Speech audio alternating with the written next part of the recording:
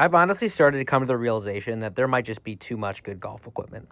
Dude, a few years ago, there was leaders in each category, and if you were not taking them, you were a complete moron. Now, everybody makes good stuff, and it makes it impossible to choose. Something that I like to kind of focus my attention on at different points of the year is the leaders in the strokes gained of each single category and what clubs are using. It's usually better than just focusing on the best players in the world because obviously each category is going to have its own leaders, not necessarily the best players.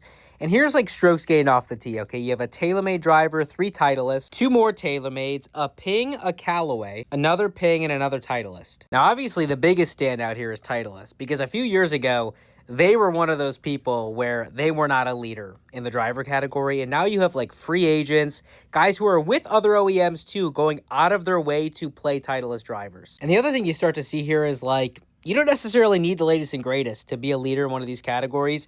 I mean, Scotty's got a QI10, Nicholas Norgard is a TSR3, Rory's got the QI10, and then Kevin Yu had actually gained a Paradigm AI Smoke for the majority of this year. He just switched into the Elite at the RBC Canadian Open. And Jesper Svensson started the year with a Cobra Dark Speed LS before moving into a GT3. Then you look at the top 9 currently in strokes gained approach, and it is a complete mixed bag as well. TaylorMade, Ping, Srixon, PXG, Callaway. I mean, it's unreal. And number 10 is Daniel Berger with Pings. So TaylorMade goes from losing to Titleist in the top 10 driver count, which is just unheard of like 7 years ago, to 0 Titleist irons and 3 TaylorMade blades in the top 6 in irons. Make it make sense. Then you look at strokes gained around the green, and I mean, Titleist kind of mogs here, I can't even lie. But look, couple Clevelands, Aaron Badley, who's a free agent, gave me a Callaway, and another Cleveland at 10 with Keegan Bradley. No TaylorMades, and Ping, who was kind of hanging around in the other 2, no wedges. Then you look at strokes gained putting, and this is where Callaway picks up a lot of their slack. They have 2 out of the top 3, 4 in the top 10.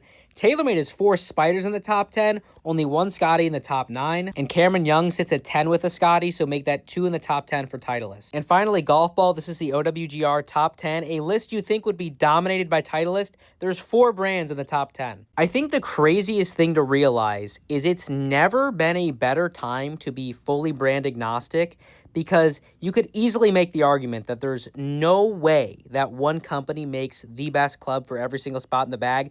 But at the same time, you could easily say that clubs and golf balls are so good from everybody nowadays that you absolutely could play a full bag from top to bottom from one company. Now, the most pressing question here is, if you could only take one brand, top to bottom, where would you go?